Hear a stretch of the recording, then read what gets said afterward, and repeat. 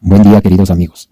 Si tomamos en cuenta los aconteceres mundiales actuales, nos damos cuenta que estamos viviendo los últimos tiempos, y por ello es más que necesario y urgente cumplir las dos únicas demandas de Dios para salvación y vida eterna. En Marcos 1:15 Jesús dijo: «El tiempo se ha cumplido y el reino de Dios se ha acercado. Arrepentíos y creed en el Evangelio».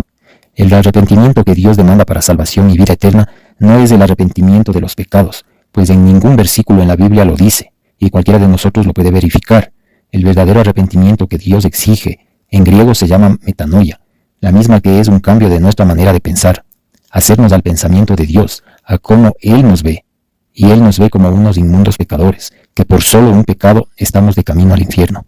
Entonces, el genuino arrepentimiento es que tú reconozcas que por un pecado te estás yendo a la condenación eterna, como también reconozcas que no podrás dejar de pecar, ya que solo pensar una mentira, mirar a una mujer ajena, estar enojado con alguien ya es pecado. Y mucho más si nos damos cuenta que Jesús elevó los pecados a pensamientos, que dijo en Mateo 5:27, «Oísteis que fue dicho, no cometerás adulterio, pero yo os digo que cualquiera que mira a una mujer para codiciarla, ya adulteró con ella en su corazón». Entonces, ese verdadero arrepentimiento o reconocimiento que Dios demanda te hace sentir la urgente necesidad de alcanzar la vida eterna a través del único camino que es Jesucristo. ¿Y cómo? Creyendo de corazón, con toda tu fe, sin la mínima duda, que Jesús murió en el madero por todos tus pecados, que fue sepultado y que resucitó al tercer día, siendo este el único y verdadero evangelio para salvación, el evangelio de la gracia. Gracia es que recibimos sin merecer algo, como vemos en Efesios 2:8, porque por gracia sois salvos por medio de la fe, y esto no es de vosotros, pues es don de Dios, no por obras, para que nadie se gloríe. Y como confirmamos en Gálatas 3:10, que dice, porque todos los que dependen de las obras de la ley están bajo maldición, pues escrito está, maldito todo aquel que no permanezca en todos los mandamientos de la ley, y que por la ley ninguno se justifica para con Dios. Es evidente porque el justo por la fe vivirá, y tal como podemos evidenciar en Santiago 2:10, porque cualquiera que guardare toda la ley o cumpliere todos los mandamientos, pero ofendiere en un punto, se hace culpable de todos. En otras palabras, que tú hayas cometido un solo pecado, por ejemplo, haber pensado tan solo una mentira, para los ojos de Dios ya violaste todos los mandamientos. Y más aún si tomamos en cuenta lo que nos dice Isaías 64:5. Si bien todos nosotros somos como suciedad, y todas nuestras obras son como trapos de inmundicia. Y además, como dice en Romanos 3:20, ya que por las obras de la ley ningún ser humano será justificado delante de Dios, porque por medio de la ley es el conocimiento del pecado, por lo que está evidentemente claro que hacer o dejar de hacer cosas para cumplir la ley no da salvación eterna, sino cumplir las dos únicas demandas de Dios, arrepintiéndote con el verdadero arrepentimiento o metanoia y creyendo en el evangelio de la gracia, que Cristo murió por todos tus pecados. Los dos únicos objetivos de la ley son el conocimiento del pecado, para darse cuenta que por los pecados se está yendo al lago de fuego y a la condenación. Y el segundo objetivo, ser guiado a Cristo, ya teniendo conciencia que se necesita un Salvador. Entonces, como nos damos cuenta, y es algo más que evidente, que según las Escrituras de Dios, que el arrepentimiento de los pecados no es el que nos da salvación eterna. Si partimos con el ejemplo que les voy a poner de que tú no puedes acordarte de todos tus pecados, pues estoy más que seguro que no te acuerdas ni siquiera de los pecados que cometiste hace un año. Muchísimo peor acordarte de todos tus pecados para decir que te arrepientes de todos tus pecados. En un estudio científico se demostró que el cerebro humano tiene alrededor de 70,000 pensamientos en un día. Y si tomamos en cuenta que solamente pensar una mentira sin ni siquiera ejecutarla, mirar a una mujer ajena, enojarse con alguien, ya es pecado, podríamos hacer un cálculo de que unos cuantos cientos o quién sabe miles de pensamientos vendrían a ser pecados. Entonces, otra vez, repito, ¿podrías arrepentirte de todos tus pecados? Algo irrefutablemente imposible. Querer procurar ganar la salvación por el cumplimiento de las obras de la ley, por cumplir mandamientos, aunque sea en lo más mínimo, sería ser soberbios con algo tan inmenso que hizo Jesucristo por nosotros, ya que Él pagó desde el primer pecado de Adán hasta el último que vaya a ser cometido por el último ser humano. Y si nos fijamos en Ezequiel 18:4 que nos dice, el alma que pecare, esa morirá. Y en Hechos 4:12 que dice, en ningún otro hay salvación, porque no hay otro nombre bajo el cielo dado a los hombres en que podamos ser salvos. Con esto entendemos que en el único que podemos hallar salvación y vida eterna es en el Señor Jesucristo, como está en Juan 10:28. Y yo les doy vida eterna, y no perecerán jamás, y nadie las arrebatará de mi mano. Entonces, como está claro en estos versículos, en el único que hallamos vida eterna es en el Hijo de Dios, como nos dice Juan 3:16, porque de tal manera amó Dios al mundo que ha dado a su Hijo para que todo aquel que en él cree no perezca, mas tenga vida eterna.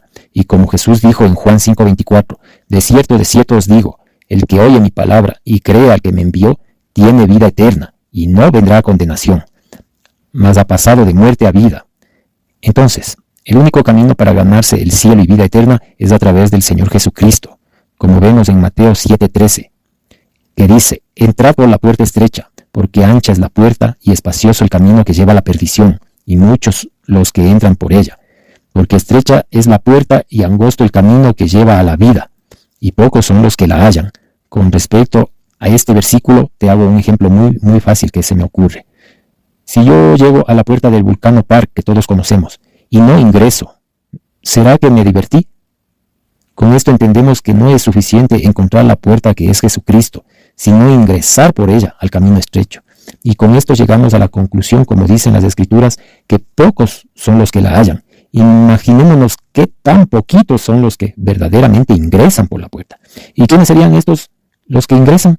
Pues los que han cumplido las dos únicas demandas de Dios para salvación y vida eterna, para que Dios te acepte como su Hijo y te selle con el Espíritu Santo e ingreses en un microsegundo al camino estrecho a través de la puerta que es el Señor. Tienes que cumplir las dos demandas, los dos requisitos que Dios exige para salvación eterna. Por eso tú tienes que entrar directamente, no como los que están en las obras procurando entrar. Tú simplemente entra, pues Jesús ya lo hizo todo para darte vida eterna.